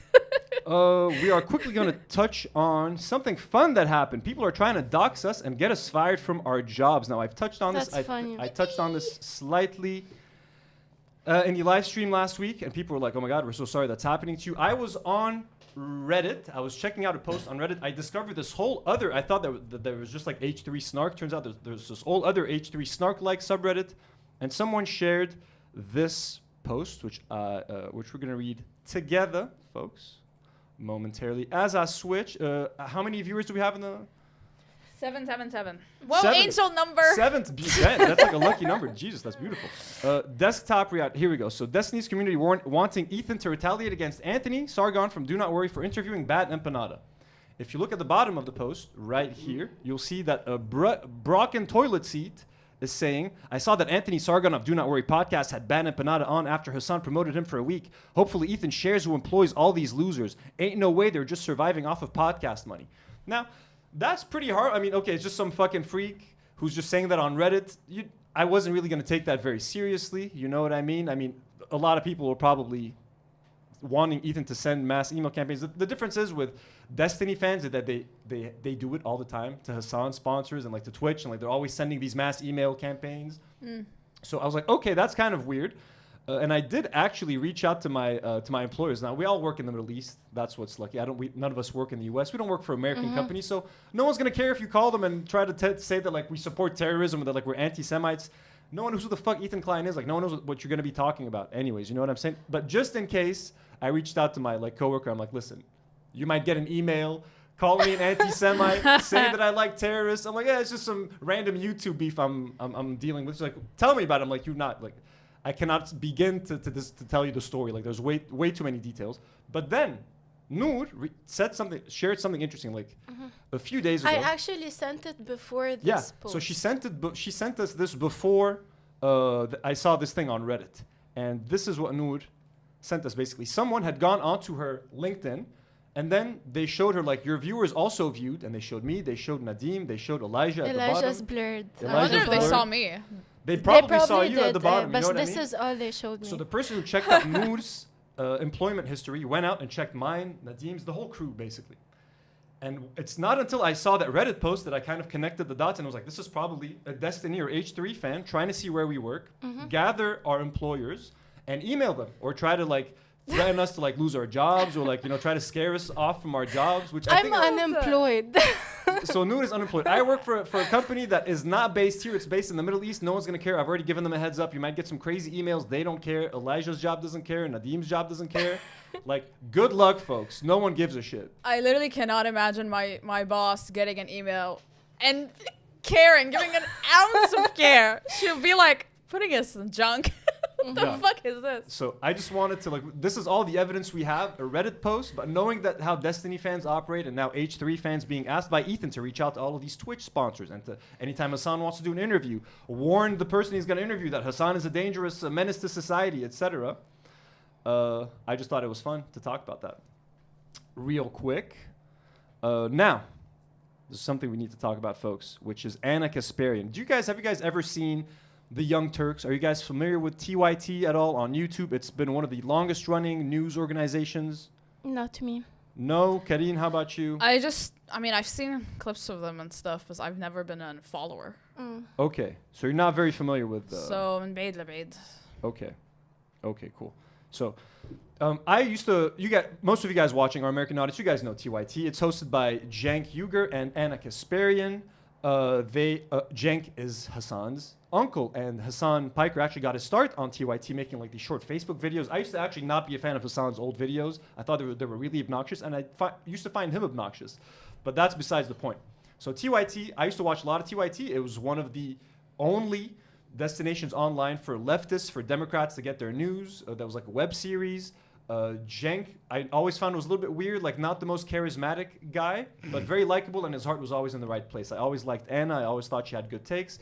Recently, they've been starting to lose their mind. There's a YouTube channel called The Vanguard. I'm sure a lot of you guys are familiar with The Vanguard. They've been covering TYT's crash out, kind of like we've been covering Ethan's crash out on H3. The Vanguard has been doing that for TYT, and they've been doing a rightward pivot. Ever since Trump won the second election, they started to let go, to abandon their leftist principles, and are trying to appease and appeal to a more right audience by saying that Trump isn't that dangerous, or that, you know what, he's not that bad, or he's not really a dictator, etc. Trying to placate both sides. And they've been losing a lot of YouTube members, a lot of audience members are abandoning them, co-workers, people they used to work with. Anna and Cenk both. Now, Anna recently just unleashed yesterday on Hasan, on Twitter, on both Hasan and Emma Vigeland of the Majority Report. Here is the video that Emma Vigeland shared for us. So here is how the story begins. Emma Vigeland, sorry, this is going to be a little bit, there's a lot of stuff to cover. I'm going to be moving back and forth, but this is the tweet that Emma Vigeland shared. She says, "Gotta love the performative piousness of polymarket populists coming for ally movement partner Fran Fino." So here, okay, let's watch the video first, sorry. So here Anna is going after this creator called Fran, who used to work with the Young Turks. And here's what Anna had to say. I know that Francesca Fiorentini is currently attacking you about this as if Donald Trump is unique. He's novel compared to past presidents, certainly a special kind of evil that we've never seen before. In her mind, these are the gulags that she was warning about. But in fact, this has been a long-standing practice. You can be against that practice, but Donald Trump isn't doing anything new here. Yeah, so I'm going to address it. I think that the clip that Francesca's using is misleading and totally out of context, but that's okay. But I know that— No, it's not okay. No, it's not okay. That dishonesty is not okay. Yeah, but continue. Go ahead. I hear you. I hear you. I don't mean to but excuse she's that. getting the likes that she wants, right? Otherwise, I mean, who would pay attention to anything she's doing if she's not attacking TYT? But anyway, continue, Jake. Yeah, all right. She's putting Cenk on the spot. So here Anna is attacking Fran, who Cenk did an interview with just like a couple of weeks ago, and she's just saying that Fran is doing this for the likes, etc., etc. And so this tweet was a response to that. Emma is basically saying how, like, you gotta love the performative piousness of polymarket populists coming for an ally and a movement, a partner, Fran Fio, because she posted Cenk's own words coming from his mouth. Go back to your roots, ranking celebrity camel toes, get your clicks that way, as the rest of us oppose fascism. So Emma Vigeland is a co-host on the Majority Report, co-hosted by Sam Cedar. She's a leftist. She's great. Majority Report. Everybody loves Emma. We're all big fans of Emma. She's a badass. So once you go for Emma, you're kind of you're stepping in some doo-doo right here. So now I'm gonna read the chain of fucking tweets that followed this whole clusterfuck. But just 1 second, because there's so many of these pictures and it's kind of messing everything up. Let's see if I can get this to work. Thank you, Andrew the Best. £5. Oh, awesome. Here, let me cut to you guys. It's Andrew's 10th super comment on the live Oh stream, my God. so thank you. Wow. Holy shit. Andrew, thank you so much. We love Andrew. He's been watching and supporting for a long time. If I'm not mistaken, he's also a patron. He is. Desktop. Here we go. Okay, sorry for the messiness, folks. You know, we're doing this live. So, this was the first tweet that Emma shared. Then Anna responds with this, okay? She quote tweets Emma, and I'm going to read this. She goes so personal. She says, "I remember Emma telling me verbatim, I never have to work a day in my life if I don't want to because of how wealthy her family is. Your mom threw a nice little fundraiser for Senator Gillibrand in 2019, right? I get why you're so attached to a party that fucked over the working class over and over again. So I don't really expect her to understand what it's like to live in a neighborhood that's been overrun with criminals due to the policies she preaches in the name of gaining social capital. Fran did a hatchet job on Cenk, even though he was kind enough to waste his time going on her show in the name of openness and understanding. I knew he was making a mistake. These people aren't interested in building any coalitions. They're not open to understanding anything. They don't even give a shit about winning policy goals. Literally, the worst thing Cenk ever did was open up the company to these people. They came in, leached off of what he built, and turned on him for clout the first second they could. Also, tell me, Emma, since taking a sponsor is so unacceptable to you and the 4-person company you work for, how many of the dozens of employees at TYT should Cenk lay off to appease your judgmental ass? Tell us." So Anna's going in personal, digging up private conversations she's had with Emma, bringing up her family's wealth as if that has anything to do with Emma's political views or beliefs, or as if that's relevant to the conversation that they're having now. But Anna's just going personal to, you know, make her look bad.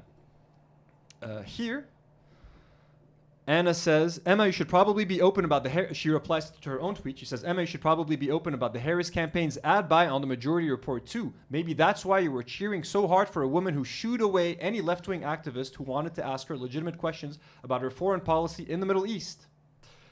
Then, someone responds to Anna and says, at least she's doing the work. Weren't you also, so they're talking about Emma, like at least Emma's doing the work. Weren't you also jealous of Hasan? They're talking about Hasan Piker.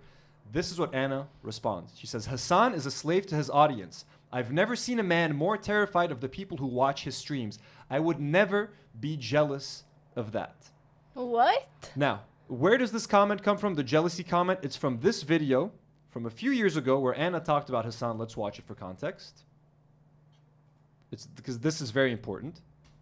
Jess B. Anti-Racist says, speaking of mainstream shows, Jen Cannon, did you know Jimmy Kimmel featured one of Hasan's tweets on last night's show? I know. Everyone loves Hasan. He's super famous and rich. We got it.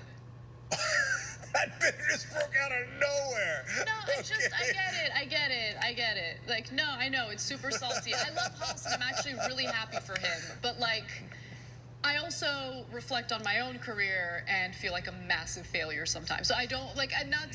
I don't want that to make you feel bad about yourself. I'm not able to. You think the fucking New Yorker is gonna write a fucking glowing profile about me? Are you fucking kidding me? No, of course not. Of course. Like. Anyway, I guess I do care a little bit about it. Not when you're so fucking bitter. You know what I mean? Yeah, apparently. Like, oh yeah. Anyway, like, why the fuck didn't I just play video games? Why the fuck didn't I just play video games? Maybe I'd be a fucking millionaire if I did that. God damn it. So she's minimizing, like, Hasan sits on stream for like 8 to 12 hours a day just fucking talking politics, trying to educate people, and she's just minimizing it as like, what if I just played video games and became a millionaire? Like, you know, Hasan does a lot more than just play video games. And streaming, I know it's not like fucking chopping wood or like, you know, chopping lumber or working in a coal mine, but like it's fucking exhausting sitting there for 8-12 hours a day trying to come up with content to entertain people for 12 hours and engagement, and views are down. Leo, what's up, buddy? Views are down, views are up. Ooh, sorry, buddy. What happened? Oh, we changed the channel, folks. Great. Oh, Leo, we're still running though. I just can't see what yeah, we're we're seeing. running. We're running, folks. We good. He's So sat there. he's sitting behind me. Oh, little Leo. Sorry, that's my cat Leopold. Let's keep watching. Spilled my drink. Well, you did spill some tea. Let's get her some too strong coffee, okay? All right. Sorry, Craig. All right, guys. So, as you can tell, we're unfiltered and we're real. So, by the way, even though he's my nephew, no, I didn't see that. Anna keeps on top of that stuff 1,000 times more than I do. Haas never, like, Haas and I text every once in a while, and we see each other at family dinners, and that's it. Stop sending me stuff about Haas, Tom Hank. Doesn't make me feel good about myself. God damn it. I love Haas. I love Haas' success. I do too. I want to be successful. Here, I gotta clean this up before, like, the circuit. All right, we're out of time. She's trying to pass it up like, yeah, I'm happy for Haas, but like that backhanded compliment, like, I wish I could just play video games and be as successful as Haas was. Just you can tell there's some kind of resentment there. Wait, let's keep playing maybe. We're out of everything. Okay? Look, media's funny, and it even affects us. Goddamn. Okay, man, this thing's a goddamn. We gotta get up there, but I hate saying this. I hate saying this, but we're 20 times larger than Hasan. But since he's on Twitch and he's big there, they're like, Hasan, and he's hot. He works for himself, man. That's why. Like, if you go, we gotta be a big network, and blah, blah, blah. God damn. Salt queen. Okay. She's even attacking Jen. She's like, because I mean, Hasan has low overhead. He doesn't have to pay anyone. To be fair to the Young Turks, they have like a staff of like 20, 30, 40 people. I don't know, bro. So like to keep the lights on, you know, they got to spend a lot more money. But anyways, that is just the context for why she kind of hates Hasan. So let's continue having watched that. So someone tags Hasan in the post and says, Hasan, Anna is taking shots at you. Anna responds, she says, I sure am. You fucking suck, Haas. You treat family like garbage when they're unbelievably good to you. That's what scum does. She's literally calling Hasan fucking scum on fucking Twitter, bro, like escalating things to a major degree. So that's pretty wild. Why is she airing their family problems? I know, right? Like she's making it. She's creating tension between Cenk and Hasan now, because she's saying that like he's so. Here's what someone says. You literally complained on air about how much money he makes just playing video games. The jealousy is palpable. She responds. She said, I made a joke once about how I'd like to just play video games and make millions, and these morons took it literally. I would rather scrub toilets than be Hasan. He's glued to a computer for 8+ hours a day, placating an audience I know for a fact he hates. Maybe don't open up to family about things when you plan on trashing them later, Has. So she's saying that like crazy. Hasan opened up to Cenk about maybe not liking his audience, and now she's using that information against Hasan, which, by the way, I don't think Hasan has said that. And if he said that, he said it to a family member in confidence, like thinking it was a private conversation. For you to choose to air out that information, like what right do you have to fucking share that? And that's so fucking petty, and you're just literally causing family problems. So like that's so embarrassing just because you want to grift to the right and you want to attack your fucking coworker's nephew.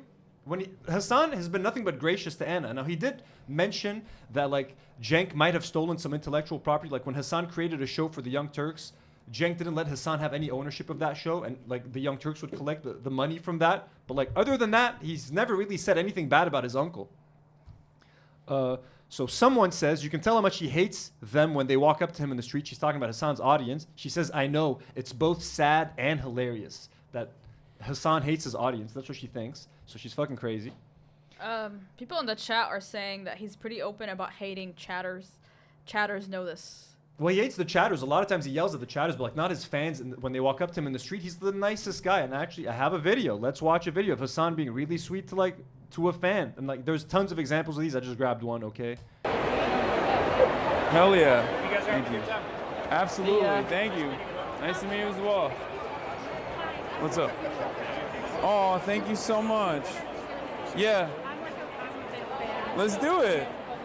Here's a man that hates his fans. Here's a man that is disgusted that this sweet audience member wants to take a photo with him. Look how miserable he looks. It's like, go ahead, just do it. What? Just do it. Oh, I got you.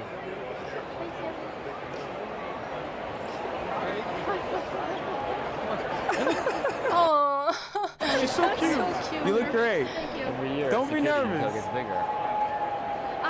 is a little embarrassing, but I'll admit it. Some of the fan cams that you watch on stream, I've commented underneath them, and you've read my comment like 5 times, and it's a little embarrassing, and my friends make fun of me for it. No, don't let them make fun of you. They'll convert. They'll become fan cam commenters as well. Before you know it. Lovely to meet you. Nice to meet you. Okay, and he meets people, like he meets hundreds of people every time he leaves. Like every time he leaves his house. I'm a minor. I call myself a D-list celebrity here in Lebanon. I'm only like kind of famous in like certain areas where there's like in Beirut and stuff. And like it's awkward for me to interact with fans sometimes. And, like I don't know how to act, and sometimes I'm like, am I too mean? Am I too nice? Sometimes I'd rather not run into anyone just because I feel like I'm not gonna be as nice as they expect me to be. I'm like, please, I just don't want to run into anyone because I'm like super tired and I don't want to seem like I'm low energy and that I don't want to talk to them.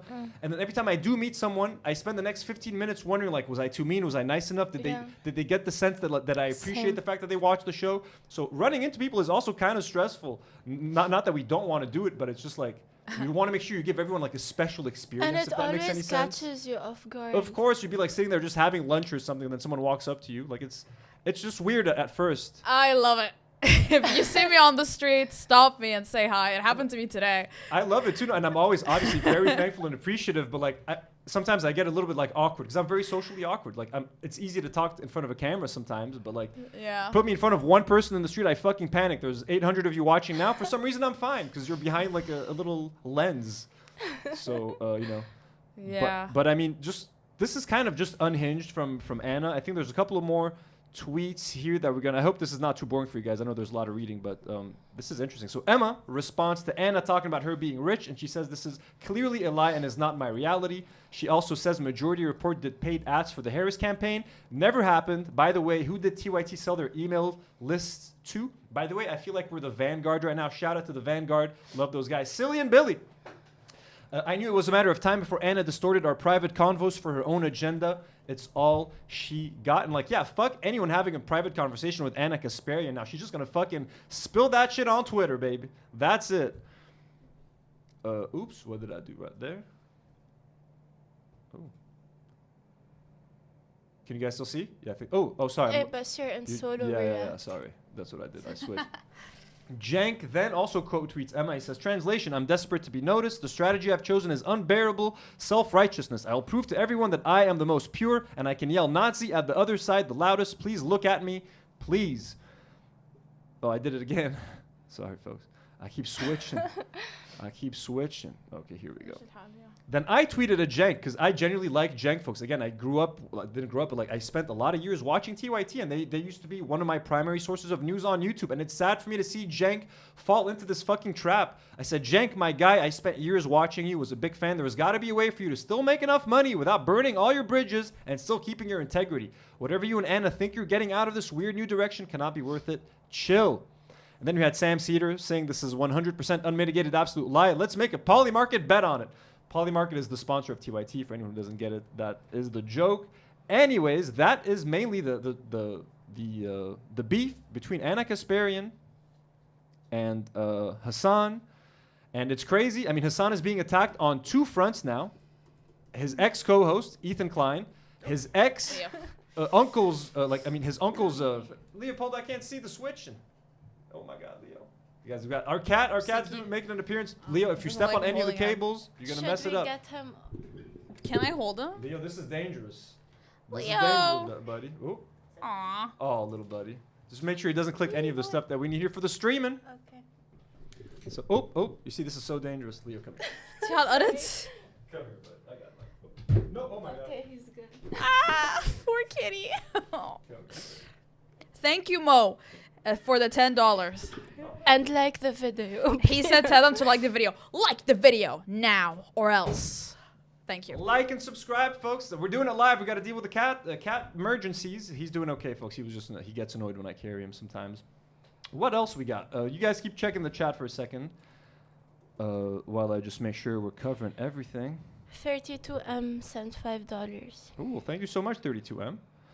Well, we talked about everything. Do you guys want to talk about the Lyft situation? Yeah, let's get some lighthearted shit Let's do in some here. lighthearted stuff. Trump canceling visas and stuff. I don't know if we want to talk about Trump. If you guys want a Trump break a little bit. Too much Trump break?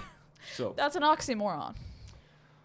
The Lyft incident, folks. This went viral last week. I don't know how familiar you are with the story. Sorry. But that was the most adorable sneeze. Thank you. And by the way, guys, this is a sensitive topic. Like, we don't like nothing that we say is intended to make fun of people that are overweight. Just bear with us. So this lady, Detroit rapper Dank DeMoss is suing Lyft after a driver allegedly refused her a ride, claiming that her weight might cause his car tires to pop. Let me just click find the video of her interaction with the Uber driver, who, by the way, was extremely respectful. I get how it could be hurtful for her, the situation, obviously. I feel like cars can carry 500 pounds. I mean, the fact that you just said "I feel" and you're not sure is where the story is where I lean my support to the driver. But let's watch her interaction with the driver. Got more space in my car is small. I can fit in this car. No, believe me, you can. Yes, I can. Believe me. So I'm sorry. What am I doing with my money? I'm gonna cancel it. You're not gonna be charged. So you telling me I can't get in the Lyft because I can't fit in your car? Yeah, you need to order a bigger car. What makes you think I can't fit in the car? Yeah, I'm sorry. What makes you think I can't fit in this car? Because the car is small. That's crazy. My best friend has a Benz that's newer than this that I can fit in. He's saying the car is small. Yeah, I'm sorry, I can't. So you really telling me I'm too big to get in your car? So I gotta order another Lyft. Yeah. And to be more specific with you, I got very tired tires. So he's saying he's got tired tires. He's saying he's not sure if she can fit, and he's telling her to get another car, get an Uber XL, a Lyft XL. That's insane. But he's being kind of respectful. I mean, he's not being a dick. He's like, I'm sorry, I've refunded you. I just can't take you in my car. I'm sorry. But she's also telling him, like, hey, I've been in cars like this before. I know I can fit. Why are you telling me that I can't fit? I mean, it's a little bit of a complicated story. Here is the story of her talking about essentially suing Lyft. So she's obviously the driver has nothing to do with it, but she's suing Lyft as a company. Even though I'm sure the driver has lost his job, which I don't think would be fair. But let's watch a little bit of this. Blanding tells us she was just trying to get to a Detroit Lions watch party this month when her Lyft rolled up. As I'm walking, I see him like making faces or whatever. I'm like, oh man. She already knew. I can fit in this car. No, believe me, you can. Yes, I can. Believe me. He told her there's not enough room in his car. The kicker part was when he started to talk his tires. You know, I feel like that was a slap in the face. That was like my tires, you know, like. The driver said his tires could not handle her weight. Every big person you turn down because they can't fit in your car? Because they need to order the Uber XL. No, I don't never have to order Uber XL. He apologized, canceled the ride, and left her there. The rapper says she's pretty Dank DeMoss, as she's known at the mic, is crushed by the whole situation. I just want them to know, like, it really hurt my feelings. It looks like Lyft might be hurting pretty soon, too. I knew it was illegal, and I knew that it was wrong. Her attorneys, John Marco and Zach Runyon, say weight is a protected characteristic in Michigan by law. It would be no different than a driver pulling up and saying, you know, I don't want to have black people in my car, or I don't want to have Christians in my car, or Muslims in my car. It's the same. Under the law, it's the same. See, I disagree with that. Now, he's saying under the law, and I get it. Like, under the law, it would be as if, but, like, it's not the same. Turning someone away for their race or ethnicity or religion is not the same as being worried that that person might cause damage to your car. And that's, I think, a clear distinction, and, you know, that should be made. A suit is filed. Since she posted the encounter on social media, other full-figured folks have reached out saying the same thing happened to them. And I just want to make it very clear, this is not, I don't intend at all to make fun of people who are overweight or are struggling with their weight. It's a real issue. I have loved ones who are overweight, so this is not at all like a condemnation, or I'm trying to make fun of someone or being insensitive, but this is just a special case because 500 pounds is, I mean, over the norm, and like she's like morbidly obese, and just by looking at her, you might wonder, like, I'm not sure she can fit in a car. And the problem is, what I think, why I would not blame the driver, is because he's just not sure, and who's gonna pay him back in case he does have any damage to his car? You know what I mean? Is Lyft gonna reimburse him if something did happen to his car? I don't think so. So he just doesn't want to take the risk, because at the end of the day, cab drivers barely make any money. So for him to have to pay for potential repairs, and I'm not, perhaps him saying that I need repairs is fucked up if I put you in my car. But I have some comments from other people that are cab drivers that kind of back up what I'm saying. But what do you guys think about this whole thing so far? I think 500 pounds is like 2 men. The size, like the weight of like 2 men. So I think he was being dramatic. Well, personally, it's maybe not just about the weight, but maybe like the size, or like maybe not fitting in the car. I don't know. Like, again, I'm not a fucking expert. Like, it's his right to deny anyone for a ride, I think. I know he did it nicely. I think so. I know he can accept not, certain people not getting into his car. I just feel like it wasn't really nice to do that, and it was unnecessary. And that particular position.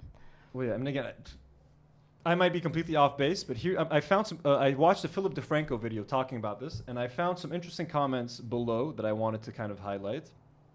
So here, Algamiz says, I was an Uber driver for a few years in college, and I drove a small sedan like that guy. I will never forget this ride where I picked up 3 really large people. I'm talking 300 pounds plus each, and my car was barely able to keep up with their weight. Pedal all the way floored, my car was not able to go above 40 miles per hour with all of them in. And the suspension was constantly cracking. Not to mention, brakes are screaming at every red light. They kept commenting on how slow my car was. They weren't entirely wrong, but they weren't helping the situation. It was so hard not to tell them, yeah, my car is slow because I'm hauling an extra 900 pounds. Now, that's kind of an insensitive way of putting it, but I kind of get where he's coming from in terms of, I mean, again, the problem is who's going to cover. Chat is saying we're giving fat phobia. Is that that's not what I'm trying to. You see, it's so hard talking about these topics. That's why I didn't even want to talk about this. I'm not trying to talk about fat. I'm not saying I'm fat phobic, but I'm just trying to read some comments from people who, and again, if you guys disagree with this, I fully like, I ain't gonna die on this hill. Let me tell you. I mean, yeah, this might seem fat phobic. So this person says, almost 500 pounds, brother, I'm heavy too, but this is beyond weight discrimination. She needs help. He does not have to risk his suspension and car for her. That's insane. Right to refuse service is still a thing.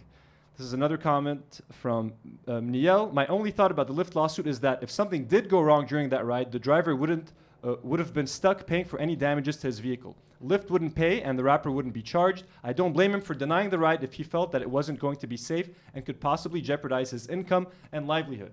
And that's where I stand. I know it might sound fat phobic, but it's like at the end of the day, there are some extreme cases that need to be taken into consideration, and sometimes weight is one of them. And I know it sucks to talk about, and I don't want to seem like we love our overweight audience. So this is someone else. The final comment that I'm going to read, and we're going to end this whole hideous topic. So glad to see so many people agree with the Lyft driver. I am obese. I'm currently 340 pounds. A couple of years ago, I went to Universal. I wanted to ride the Gringotts ride. I barely couldn't close the testing ride, but was told I may fit since the outside seats in the back of the ride were slightly wider. I waited in line, made it all the way to the end, and didn't fit. I was embarrassed and devastated, but didn't get mad at the staff or the ride because I knew this was anger I felt towards myself, not Universal. They denied me a ride for my own safety. I did lose a lot of weight and went back a year after and was able to ride. Loved it. I then got pregnant and I'm back to where I started, but I have been happy and can't wait to lose the weight, etc. Lyft drivers do so at the risk of their own car. I would not risk the well-being of my one source of income and transportation for a woman who refuses to accept that she needs a bigger vehicle. Her BMI at her height is 101. His car just isn't meant for her size, the same way that a roller coaster was not meant for my size. I don't want to chastise someone for their size. I don't know why she's that big. Again, 100 reasons. Could be health, could be medication, a million reasons. I'm not trying to make fun of the weight at all. You shouldn't feel less than human because you are obese. And yeah, putting myself in her position, imagine how embarrassing and horrible it is to be turned away because of your weight or your physical appearance. So it's just a shitty story from all angles, but I just don't think the Uber driver, the Lyft driver should be looked at as a villain because he just wasn't sure, yo. He just was like, I don't know what the fuck is gonna happen to my car. He's not a villain. He just did something shitty and uncalled for. But and he didn't have to do that, really. But I don't think it was. She's using it to forward her music career. Yeah, but I think him being afraid for his car and not being sure. I mean, listen. I think. Hold on. Sorry. As a Haida, I think he saw a fat black woman. And he got scared. It's very obvious that he was being misogynistic, fatphobic, misogynoir. It could be any of these things, honestly. I don't think he should have refused service. We disagree on things. I don't think... I mean, we don't know. We're never going to know what his real, thoughts are on the topic. Let's move on. Chat, stop being mad at us. We don't have to be super PC all the time. Are they really mad? People are mad at us. We're trying. Someone is really mad. I'm trying to be as sensitive as I can about this topic. I knew it was going to be a shit show, this topic. I knew it was going to be, shouldn't even be a story. People are dying. We're trying to lighten the mood with all the other Israel-Palestine stuff. So we're done. We're never going to talk about anything like this again, folks. We listen to our audience. I will accept the accusations. I'm kidding. No, I'm not fatphobic, folks. We're just trying to. I just hope she's okay. I hope she's healthy. I hope she wins her lawsuit. She's trying to get a whole bunch of money. I hope she wins her lawsuit. I mean, I don't care about Lyft. I don't like Lyft. I don't give a shit about Lyft. I'm worried about the driver. I just don't want the driver to lose his job. You know what I mean? I want his car to be okay, and I want her to be healthy. I want her to be happy. We're not fatphobic. Sorry for pissing you guys off. You see. Internet fame is so brittle, folks. One moment you have it, one moment it's gone. It's and okay. now it's gone. تخطوا شوي صفا ما بقصير. روح علينا شوي يا جماعة. في العمى. And on that note, folks, that beautiful, lovely note, we're going to end today's episode. We have a lot of fun topics to talk about next week. I might record a small Patreon segment and YouTube member segment teasing one of our big segments. It has to do with Captain America. The fourth Captain America. What is it called? The Brave New World. Is it coming out? That's what we're going to be talking about. So we are going. Stay tuned for that. Let me take a second to thank our brand new patrons one more time. Our lovely patrons like Molly Harrington, Mary Short, Emily Wallace, Matthew C. Cugini, and Yada Yusuf. And let me actually open up another. One sec. Let me thank some of our other members as well. Anything interesting? Are people still mad at us, or have they forgiven me? Kind of. No, people still like you. People still like us. Okay, please like us, folks. Please don't hate us. We should have ended it on a better note. I know. Let's watch a Maestro video. Like one more video. I have nothing. I have nothing for you guys. I'm so sorry. And just a few of our other abductee patrons like Joe Badur, Villamina, RC207, Simon Ayoub. Fupa Trooper, I think. Fupa Trooper, the guy who made the hate video about me. Yeah. And Kylie Chant, Blonde Patrons, La Longue, Tito Khoury on drums, Capri Sun Papi, Black Magic Magician, and our superhero patrons like Joey Daboul, Jab Dalla, and Rana F. And our God-tier patrons, Rifat Fakih, Elian Mujabir, Jack Sleeman, Dominic Seldra, Tamara Isa, and Daniel Nechli. We cannot do the show without you guys. If you would like to support us on Patreon, little small independent Lebanese YouTube channel like ours. We cannot do it without your support, without your help. So check out our Patreon. Pick a tier that's right for you. Some exclusive content coming your way this week. We're going to try to do a second live stream this Thursday. Might just be me. Might be a solo live stream. Might have some more people with me. Might not be a live stream, but we're going to try to do one on Thursday.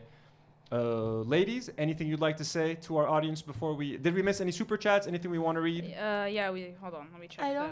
We did. We missed a couple. Janet, thank you for the $5. Cars are made to carry multiple people. He is concerned trolling. This is fat phobia. And yeah, okay, period. Rachel, $5. I am on the side of the driver being able to refuse whatever clients they want. They are being independent contractors. I don't think you're being fat phobic. Thank you. Well, thank you. Guys, I like love fat people. Not that I tolerate them. I love everybody. So I just want everybody to be. What's wrong with that? No, let's. I'm trying to overcompensate. Just stop. Yeah, you're overcompensating. Let's end the live, folks. Guys, we love you. One more chat. Pee-wee Herman, $5. We still love y'all. Keep up the great work. Thank you. Shy Levy sent 15 of, I don't know what this currency is. Shy Levy, thank you. I think Shy is watching us from Haifa, if I'm not mistaken, possibly. I'm in Haifa. What's up, Lebanon guys?